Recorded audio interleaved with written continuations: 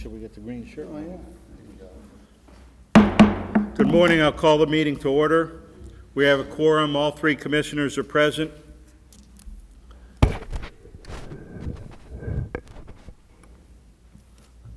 We'll start out with Archie with the flag salute. I pledge allegiance to the flag of the United States of America and to the republic for which it stands, one nation under God, indivisible, with liberty and justice for all.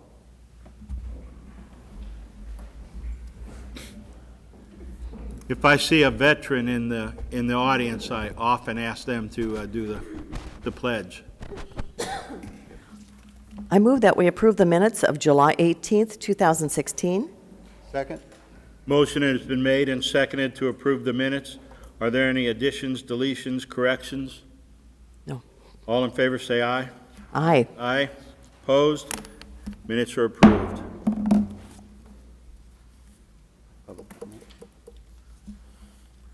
Public comment. We have two this morning. Sona Marcolt? Yes. You're up first. So my name is Sana Marcolt, and I am here representing a community of about 50 people, or 50 homes that live up on Salmon Creek and Coons Road. I'm here to address a proposal that was presented to the commissioners in March regarding opening Lewis County roads to all-terrain vehicles and off-road vehicles. In November of 2014, the same ORV club that presented the recent proposal, I believe it was the Cowlitz ORV Club, put forth a similar proposal to the county, and the subsequent ordinance was voted down by the commissioners. In the interim, the ORV Club was advised by the commissioners to make contact with community members who this might affect. Excuse me. In spite of being given my contact information by me, no such attempt was ever made by any club member to contact me or any community member who shared their opposition to the previously proposed ordinance. With the new proposal put forth by the same Cowlitz ORV Club, again, no concerns voiced by the community who live on the roads sought by the club have been addressed. This would be an unfunded mandate across the county with no additional funding for police, fire, or EMT responses. There are no plans for additional bathrooms for public riders or garbage cleanup on the road and in the woods. As a matter of fact, since the article of the latest proposal came out in the Chronicle in March, we in our neighborhood have had an influx of riders on the streets, as if the county had already given the green light to the proposal, which we know right now is not true. There is no way for us to deal with this problem as it exists now. I have heard of no other areas in the county that were listed on the map in the recent proposal where they have had problems like this, such as ours, which belies the point that the concentration of riders will be focused on neighborhoods like ours with no resources to deal with the problems caused by this type of activity. It is already illegally happening. I would like to submit another petition signed by property owners and taxpayers who live in our area who oppose any such unfunded mandate. I would also respectfully ask that the commissioners allow me to submit reports prepared by the Scripps News Agency and the Consumer Federation of America, which tell a different story than what you have been given regarding the safety of off-road vehicles on paved roads. In fact, the industry which builds ATV and ORVs publicly opposes the use of their own vehicles on paved or gravel public roads. The reason being safety. ORV tires are not made to be used on these roads. The tire pressure is a lot lower than that of regular vehicles which travel the roads, and the centers of gravity on these vehicles are too high, which create rollover hazards. The ORV industry has stated that under no circumstances should their product be used on public roads. Another never-mentioned concern is that in Washington State, ORVs are not required to carry any liability insurance like motorcycles, which puts all financial burden of an accident with an ORV on the other driver regardless of fault. ORVs also do not have any emission controls, which makes the wish to replace standard vehicles with ORVs very irresponsible. We have very clean air in this country for a reason, and I am thankful for that. But across the nation, ORV clubs have lobbied heavily to have states allow these vehicles on paved and gravel public roads. Just because Washington State has legalized this activity on our public roads does not make it a correct or moral decision. The fact that a law was passed subsequently absolving Washington State or any municipality of legal responsibility should deaths and injuries result from this new law means that an increase in accidents from this law is anticipated. Among those who are injured and killed are going to be children. There are no safety belts on an ORV and no safety zones surrounding the body, like the inside of a standard road-safe vehicle. In Lewis County, a 12-year-old girl died unnecessarily last year in an ORV accident, and my family personally lost a dear friend who was a young man with his life ahead of him a few years ago. Will you start wrapping that up, but give us a copy of that letter? Yes. Let's see. These deaths were tragic and illustrate how easily it is for a child to die in any ORV accident, let alone one that involves an ORV in a car, a truck, or a tractor trailer on a public road. I would urge you to please do your research and also direct any county offices to do the same before there is any consideration of any such ordinance or action which would allow these ORVs on any of our Lewis County roads. Can I ask you a quick question? Yes. What's the speed limit on your road? Our road right now is 35 miles an hour on Salmon Creek and Coons roads, and the roads leading up Winston Creek Road and Longbell Road are 50 miles an hour, and these have also seen increased traffic. Okay, if the speed limit is 55, they're not allowed to drive on there, or 50. Anything over 35, we can't even change the speed limit to make it legal. Right. So they can't drive up those roads to get to you. Well, yeah, on paper, On paper. but they do. So again, that's a sheriff's department issue. We are not going to allow them to ride on any road that's over 35. What we asked them to do was target an area near some of the more popular trails, between the trails and the campground, and come up with a proposal. Salmon Creek is not the right place. Right. And that's why we've told them no twice. Right, I understand that too, and I've had conversations with Mr. Stamper about that also, and I do understand that.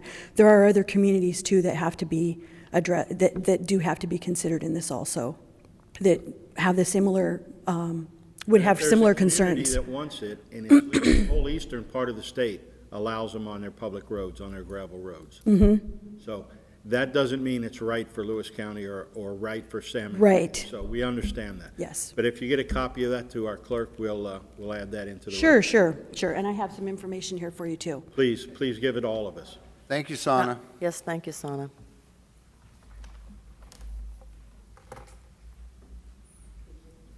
You guys have a good day, enjoy some sunshine. Whenever we get out of here, yeah. Thank you. Thank you, Sana.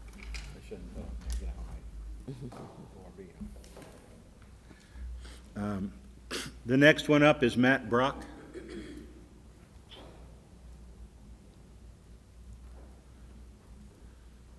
Good morning. I didn't expect to speak today, but anyhow, I understand there's a request that we can have done to adjust the speed limit on the Middle Fork Road, and that's what I'm here to. Approximately 2 miles of it is 50, the rest of it's 40. It's nearly a 9 mile long road, and I think it clearly should be 40 the whole length of it. There's been more homes added, and so. We have a new county engineer, Yes. Eric Martin. Eric, raise your hand. Talk to him right after this, and that's where you start. I spoke to him before, but yeah, okay, thank you. Now you're on the record. Thank you. On sir. the right. record, thank you. Thank you. Thanks, Matt. Is there any other public comment? Mr. Gunther, you're always welcome to speak. Well, thank you. Bob Gunther, 376 State Route 508. I just wanted you to know on the public record, if you look at the New Whatcom Valley Biosolids Dump, I call it, application site, on the extreme west side of that site, you go out there and look at it, there's a row of trees that are flat dead. Now, if you go look on the east side, there's a mobile home next to the lagoon, and my property runs about 75 feet from that, or less, from where that trailer is located. Every cedar tree alongside of that fence line is dead. And I think that the county should take a look at that. Thank you. Any other public comment? Thank you, Bob. Bob, where are we anyway with Department of Ecology? I'm just, because I know there's been plenty of discussion. Well, I've let the Department of Ecology know. I have not heard back from them. And I do know that Peter Lyons is aware of it. And they have a new person that is actually the one person that's policing the biosolids applications. But I find it very interesting that all of a sudden those cedar trees on my place, or some of them are 80, 90 years old, deader than a doornail. Wow. What's killed them?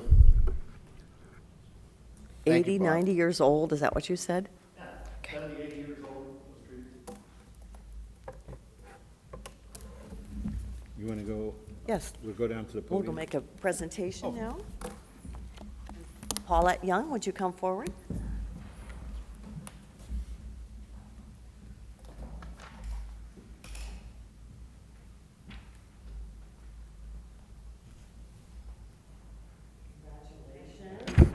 We'll tell, yes. We have summer finally. Yes. We're honoring Paulette because she completed the requirements for the Associate in Risk Management for Public Entities.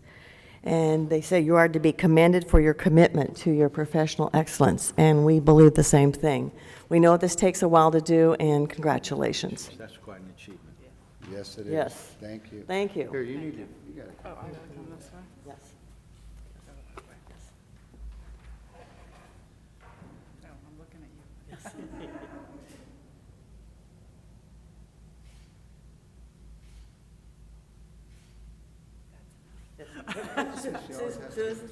Okay.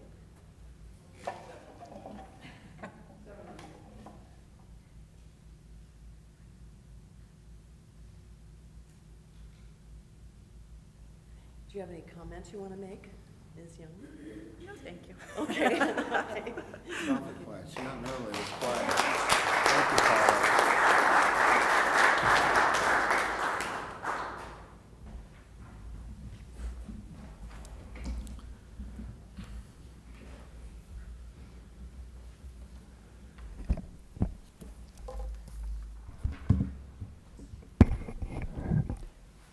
I make a motion to approve one notice item, resolution number 16-197. Second? Mr. Martin? Thank you. Eric Martin, Lewis County Public Works Director, speaking to notice agenda item number 1, proposal 16-197, accepting a bid on tax title property located off Uliqua Drive in Vader. This was a tax parcel that was in a tax sale that did not sell. It's tax parcel number 010594072000. It's 0.22 acres. So according to RCW 3635-150, the property can be disposed of through private negotiations, which has been done. And the county has received an offer for $1,100, which is more than the taxes due on the parcel. So this will then be advertised per our Lewis County code for 2 weeks. If there's no other competing offers, then the county will sell the property for $1,100. Okay. Thank you. Thank you. Any other questions? We have a motion and a second. Call for the vote. All in favor say aye. Aye. Aye. Opposed? Motion's approved. I move that we approve the consent agenda items 2 through 10, resolution number 16-198 through 206. Second. Motion has been made and seconded. Suzette? Good morning, Commissioners. Suzette Smith, Auditor's Office, Financial Services Division, here to present to you agenda items number 2 and 3. Agenda item number 2 is resolution number 16-198. This is the weekly approval of warrants, and we had payroll as well last week. against the various county departments. We issued 259 regular warrants, 751-297 through 751-373, 751-499, 751-732 through 751-912, for a total of $861,309.42. In addition, we had payroll draws and tax deposit. Warrants number 751500 through 751731, 232 warrants, total of $262,169. Agenda item number 3 is resolution number 16-199, and this is for the authority to cancel warrants. We have 3 warrants for cancellation, number 677306, 749317, 745504. The affidavits have been received as these weren't the 2 warrants that were lost and will be reissued. The other warrant was a duplicate payment and will not be reissued. Total cancellation is $3,121. Total to be reissued is $3,037.07. And pardon me, I forgot the skip-in warrants on the previous resolution 198. The warrants issued for special purpose districts need to be noted. Those were 751-374 through 751-498. Any questions? Thank you. I think it's that.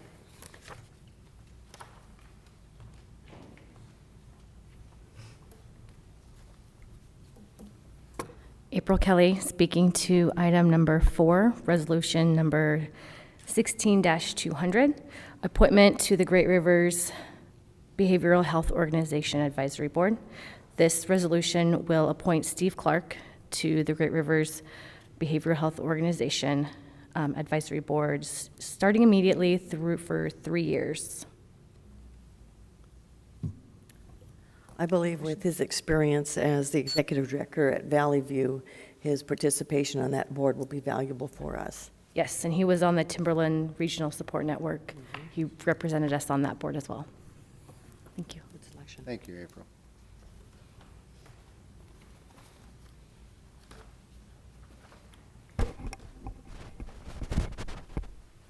Eric Martin, Lewis County Public Works Director, speaking to Proposal 16-201, approving an amended interagency agreement with the Washington State Department of Transportation regarding the extended shared use of radio communication sites and authorizing the signatures thereon. We have 4 sites that the county shares with WashDOT. We've had an agreement with them for a while now. This is just an extension of that agreement. The sites are located at Hopkins Hill, Dog Mountain, Bennett Road, and here on top of the courthouse. So this would just extend that agreement until August 31st of 2021. Have any questions? Thank you.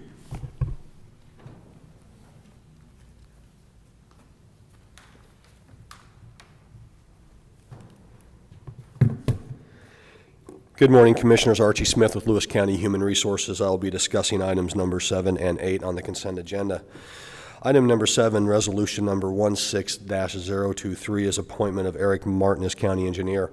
Mr. Tim Elsey, who was our Public Works Director / county engineer, resigned, and Eric Martin is his replacement, both as the county engineer / Public Works Director, or vice versa. And this resolution actually is appointing him as the county engineer for purposes of Lewis County needing to have a county engineer as a requirement. Okay. Item Eric, did we skip 6? We skipped one. Oh, I'm sorry. Okay. That's my fault. I left. Do you want to come? Go ahead and finish, Archie. Okay, you bet. You seemed awfully quick on that. Yeah. So, item number 8, resolution number 16-204 is approving a ULP settlement agreement with Teamsters 252 E911 communication groups. Basically what happened in the last round of negotiations is the E911 group filed a unfair labor practice against the county, and what we did is we went to mediation instead of taking it to an arbitration, and during mediation both parties agreed to a settlement agreement. The settlement agreement requires Lewis County to pay each member employed between October 1st, 2015 through March 1st, 2016, $500. Now what this is going to do here is this will initiate the closing of the existing CBA for the 2015 calendar year, so we will start working on that. CBA? Collective bargaining agreement, sir. for the 2015 calendar year. In that closing of that 2015 contract, there will be no retro payment of 2015 monies because we are doing that with the ULP settlement. Because what we did when we closed the other contracts is they closed and then they got that increase of both the wages and the benefits in last year of 2015. So this $500 makes up that portion of that money, those monies that were there. And then further contract details of the 911 contract will be there. So what will occur basically is effective January 1st of 2016, the wage adjustment that the Board of County Commissioners made for all the employees last year, they will receive this year. And then also the health insurance increase that the board approved in 2015, they will see that also effective January 1st of 2016 this year. So any questions on that? All right. Oh, and and she's not here any longer, but my understanding is that Paulette Young, who received that award, is only one of 2 people in the entire Washington County's risk pool to have that that certification. So it's a pretty impressive certification.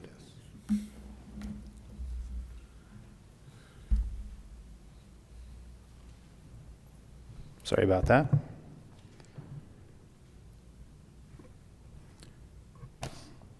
Speaking to consent item agenda number 6, proposal 16-202, approving an agreement between Lewis County and JDR Construction Incorporated regarding the proposed purchase of easements and property located along the Cowlitz River near Skate Creek Road, Packwood. This is an easement that we need for the bank stabilization project that we're working on the Cowlitz near Skate Creek Bridge, upstream from Skate Creek Bridge. We needed easements from 3 property owners, and we've secured easements from 2. This is the 3rd.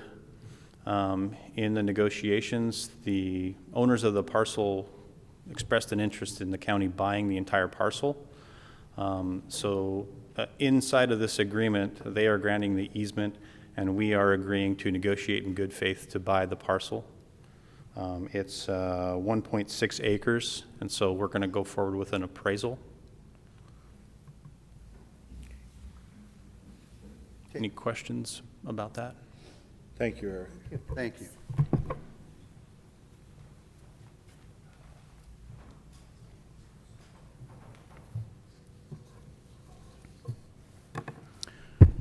Morning, Commissioners. Steve Walton, Central Services Director, speaking to items number 9 and 10 on the consent agenda.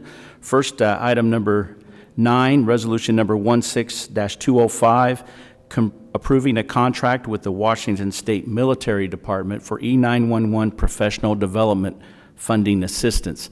This is an annual agreement we go into with the state, and the resolution approves a contract between the Washington State Military Department and Lewis County for E911 professional development funding assistance in the amount of $44,125.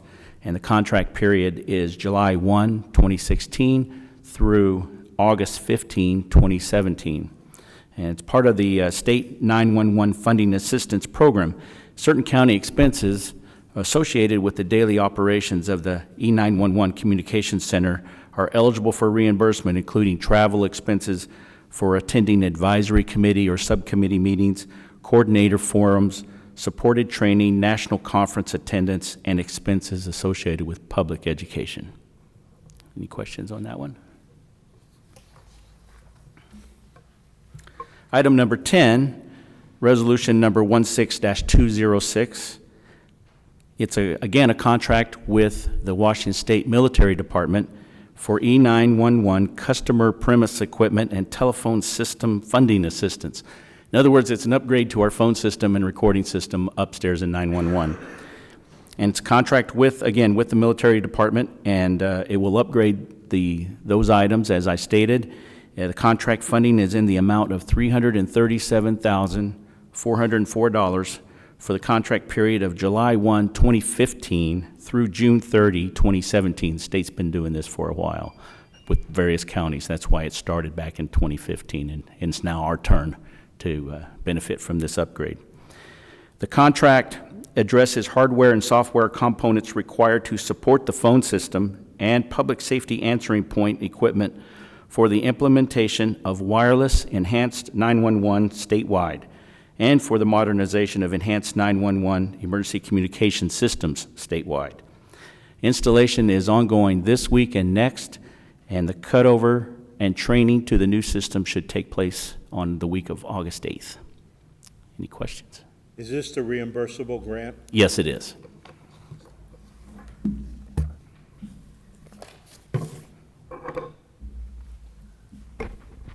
Any further discussion? Call for the vote. All in favor, say aye.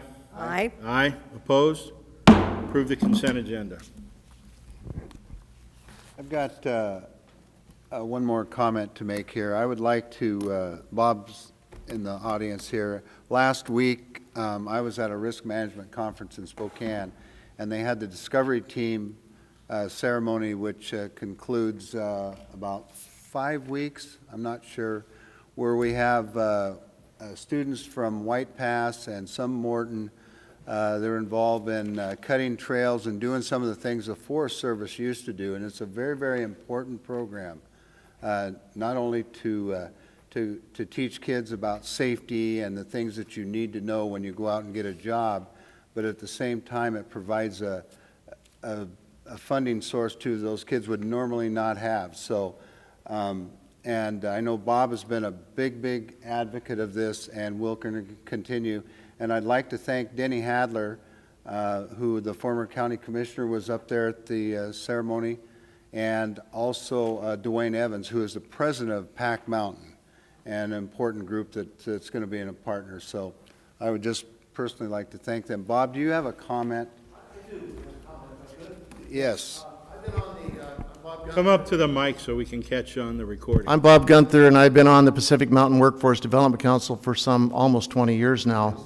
And there's about $7 to $9 million a year coming to this region, and it's about time that we start getting some of that money placed to educate students, and that's what the federal money does. And I just wanted to comment, Gary, on thank you for helping the consortium find an additional $25,000 for those people, because without your effort, it wouldn't have happened, you and Edna. So thanks so much for what you've done. We got kids out in the forest, we got them some training, and who knows, we may end up with a forester out of this someday. Yes. So thank you. Thank you. Bob, just one thing. You said he and Edna. I fully support this also. Well, I know but that I'm you not do. on the board. I know that you're not on the consortium board, but I know that you have worked and listened very hard on Workforce Development Council issues. And Edna took the bull by the horns here a few months ago, and it's really interesting because they couldn't find any money until you guys got on the stick. So thank you. Thank you for joining us in that advocacy. Yes. Yes. Any further discussion, any comments, statements? With no further business, I make a motion to adjourn. Second? Motion has been made and seconded to adjourn. All in favor say aye. Aye. Aye. Opposed? We are adjourned. Thank you. You are invited to immerse yourself in the beauty of nature in all four corners of Lewis County, Washington. From our fields to your table, farms in the west share their bounty. Limitless landscapes, forests and mountains beg to be explored in the east. Fish our many rivers and lakes in the south, and discover where history and culture intersect in our twin cities. Explore it all by visiting our Facebook page and plan your next getaway at discoverlewiscounty.com. Culture, history, and adventure all come alive when you discover Lewis County.